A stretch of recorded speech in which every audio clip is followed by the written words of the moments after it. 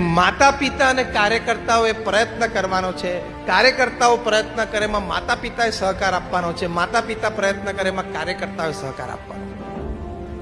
પ્રયત્ન વગર નહીં થાય.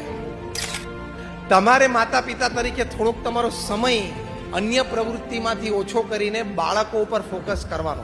તો તમારો સમય કદાચ ક્યાંક એમને વાતોચીતોમાં ચાલતો હોય, વેસ્ટિંગ યોર ટાઈમ. આપણે આપણો સમય જ કેટલો વેસ્ટ કરીએ છીએ. કહેવાની વાત એ છે કે આપણે સમય થોડો કટ કરીને આપણા બાળકો પાછળ સમય આપો. એ તમારા પરિવાર માટેનો તમે ગોલ્ડન સમય છે.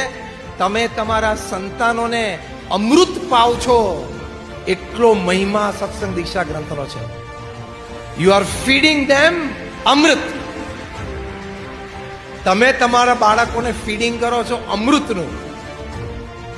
એ મહિમા સમજીને તમારે સમય આપવાનો અને આ થઈ શકે છે. सत्संग दीक्षा मुख पाठ करेंगे.